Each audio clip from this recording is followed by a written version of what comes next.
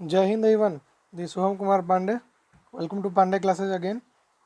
This is second lecture of class 10th electricity. और आज हम लोग जो बात करेंगे वो होगा इलेक्ट्रिक पोटेंशियल का। इससे पिछले क्लास में हमने इलेक्ट्रिक चार्ज क्या होता है, करंट क्या होता है, इसके बारे में बात कर लिया था। आज जो बात करेंगे होगा इलेक्ट्रिक करंट का लेक्चर नंबर 2 के बारे में। ठीक है, उससे पहले देखिए एक थॉट लेकर आया हूँ मैं आप लोग के लिए। क्या है कि the river cuts through a rock not because of its power but its persistence.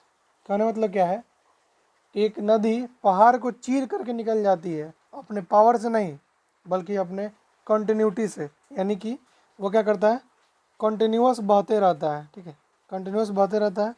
क्या है, परजिस्टेंस है उसका। It means you have to consistent or you have to persistence on your work so that you will have a great impact on your marks on your boards or whatever you want on your aim also।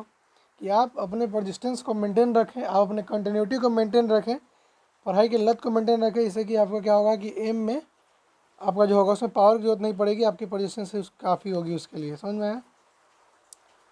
तो आज का जो हमारा topic है वह electric potential and potential difference. देखिए दोस्त, electric potential क्या होता है कि it is defined as the amount of work done when a unit positive charge is moved from infinity to a point in a electric field. Electric potential define क्या क्या आता है कि एक ऐसा अमाउंट कि कितना वर्क डन करना पड़ेगा एक यूनिट पॉजिटिव चार्ज को इन्फिनिटी से किसी पॉइंट पर लाने में। ठीक है, जो पॉइंट इलेक्ट्रिक फील्ड में है तो उस इलेक्ट्रिक फील्ड में उस पॉइंट पर लाने में एक यूनिटी पॉजिटिव चार्ज को कितना वर्क डन करना पड़ेगा, वही होता है इलेक्ट्रिक पोटेंशियल। कहने का मतलब क्या है कि एक यूनिट पॉजिटिव चार्ज को इन्फिनिटी से उठा करके एक इलेक्ट्रिक फील्ड में लाने में कितना वर्क डन करना पड़ेगा, इसी को बोलते हैं हम लोग इलेक्ट्रिक पोटेंशियल। समझ में आया?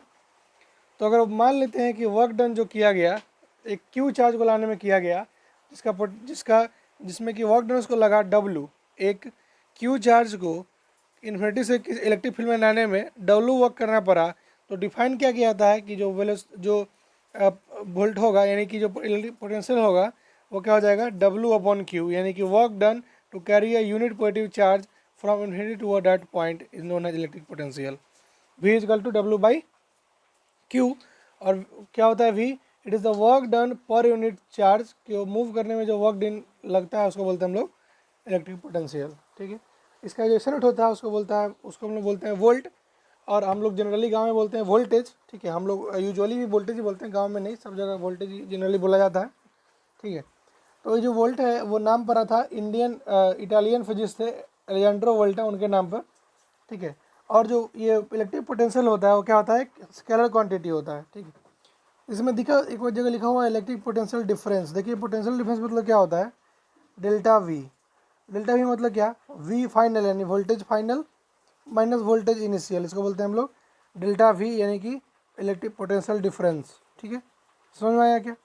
आपसे कोई पूछे कि इलेक्ट्रिक पोटेंशियल क्या होता है तो क्या बोलिएगा कि कितना वर्क डन करना पड़ेगा एक यूनिट पॉजिटिव चार्ज को किसी इन्फिनिटी से उठा करके इलेक्ट्रिक फील्ड में लाने में, उसको बोलते हैं हम लोग इलेक्ट्रिक पोटेंशियल। ठीक है, now will talk about electric potential difference delta V. वो क्या कहता है कि electric potential difference is defined as the work done per unit charge in moving a unit positive charge from a point to other point.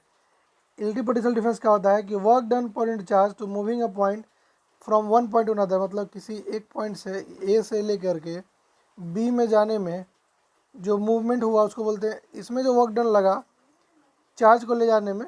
ठीक है, उसको बोलते हैं हम लोग, उसको लिखते हैं हम लोग डेल्टा वी से, यानी कि क्या है ये पोटेंशियल इलेक्ट्रिक पोटेंशियल डिफरेंस है। ठीक है, कोई आपसे पूछे जैसे कि पिछले वीडियो में मैंने बताया था डिफाइन 1 एम्पियर, बताया था ना, डिफाइन 1 एम्पियर बताया था।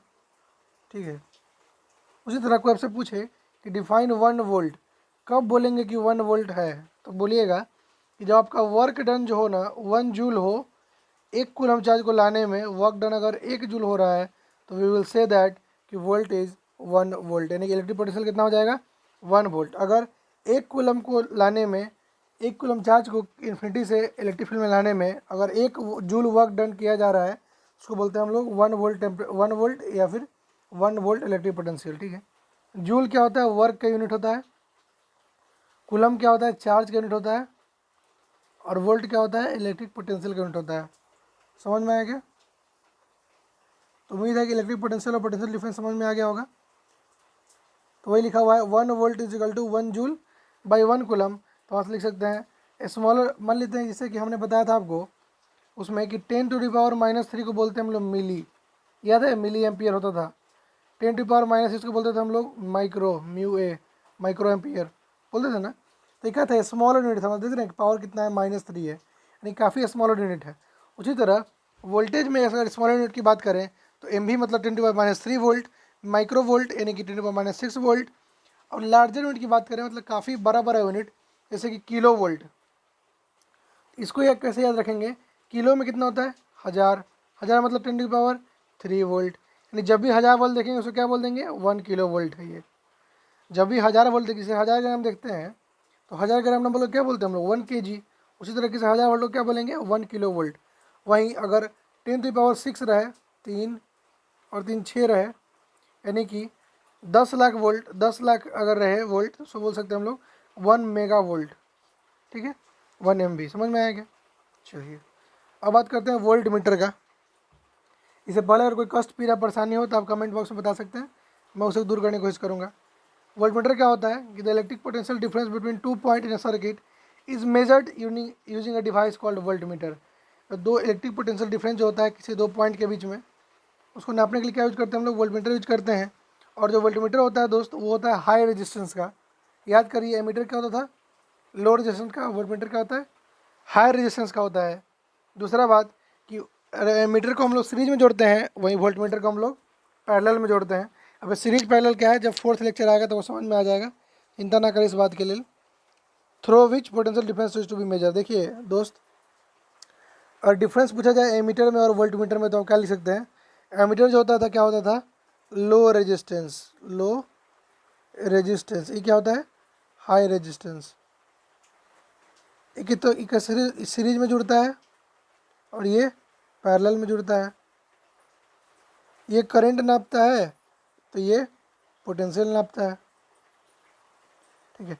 आप जो देखते हैं बैटरी पे 12 वोल्ट लिखा होता है, 6 वोल्ट लिखा होता है, वो क्या होता है, और ये बात लेते हैं बैटरी है आपका, ये बैटरी है, तो यहाँ से लेकर के और यहाँ तक का जो पोटेंशियल डिफरेंस होता है ना, इसको वोल्ट मीटर ला के देख लेते हैं तो क्या होता है ये 12 वोल्ट आता है। यानी पोटेंशियल डिफरेंस क्या हुआ, इस पॉइंट से लेकर के और इस पॉइंट के बीच में क्या डिफरेंस है वोल्टेज का, ये कौन बताता है वोल्ट मीटर बताता है, और हमें पता चलता है कि ये 12 वोल्ट का है बैटरी। इस तरह से निकाला जाता है, ठीक है।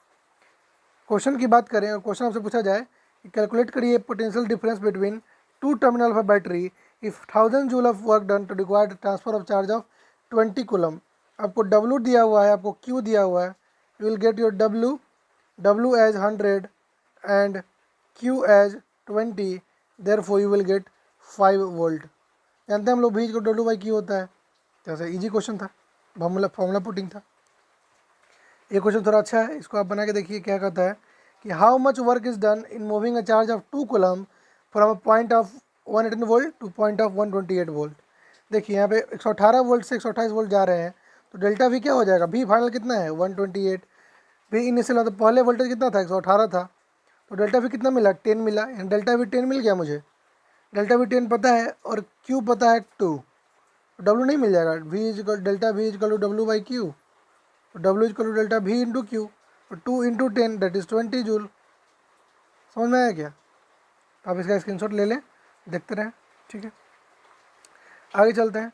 देखिए अब क्या कहता है कि अब बॉडी क्वेश्चन आपके लिए होमवर्क में है, आप इसको स्क्रीनशॉट ले लीजिए। इस क्वेश्चन का पहले 3 क्वेश्चन आप इसका ले लीजिए, फिर हम लोग अगला 3 क्वेश्चन देखते हैं। ले लीजिए इसका स्क्रीनशॉट, ठीक है।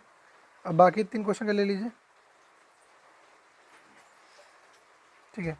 ये क्वेश्चन काफ़ी इंपॉर्टेंट है, आप इसको बना के देखिएगा, आपको बेसिक क्लियर हो जाएगा। और आपको ये 2 लेक्चर समझ में आया होगा तो ये क्वेश्चन पूरे के पूरे बन जाएंगे, इसमें कोई दिक्कत नहीं आने वाली होगी। तो देखिए आज तक हमने क्या क्या पढ़ लिया, अभी तक हमने पढ़ लिया charge and it's property. Charge का क्या प्रॉपर्टी होता है, चार्ज क्या होता है एक ऐसा एंटिटी जो डिसाइड करता है कि किसी बॉडी में कितना चार्ज का इलेक्ट्रॉन का डिफिशियंसी है या एक्सेंसी है। दूसरा बात चार्ज क्या होता है, 2 टाइप का होता है, पॉजिटिव और निगेटिव, पॉजिटिव चार्ज और निगेटिव चार्ज होता है, ठीक है।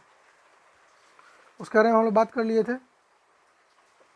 उसके बाद हम लोग इलेक्ट्रिक करंट के बारे में बात किए, करंट क्या होता है, इसका इलेक्ट्रिक पोटेंशियल की बात की अभी हम लोग कि इलेक्ट्रिक पोटेंशियल क्या होता है कि 1 कूलम मतलब चार्ज को इन्फिनिटी से किसी पॉइंट पर लाने में जो वर्क डन करना पड़ता है उसे को बोलते हैं हम लोग इलेक्ट्रिक पोटेंशियल। तो हमने पहला लेक्चर पढ़ा था Q equal to N E formula, फिर पढ़ा I equal to Q by T formula current के लिए, और आज हमने पढ़ा V equal to W by Q पढ़ा। Q इजकल टू एनी में Q क्या था, चार्ज था, N क्या था, नंबर ऑफ इलेक्ट्रॉन था, I equal to Q by T में I करंट था, T टाइम था, और Q क्या था, चार्ज था। V equal to W by Q में W क्या था, वर्क डन था, V क्या था, पोटेंशियल था। तो ये रहा आज का लेक्चर जिसमें हम लोग बात कर लिए इलेक्ट्रिक पोटेंशियल के बारे में। अगले वीडियो में हम लोग बात करेंगे इलेक्ट्रिक सर्किट और सर्किट डायग्राम के बारे में।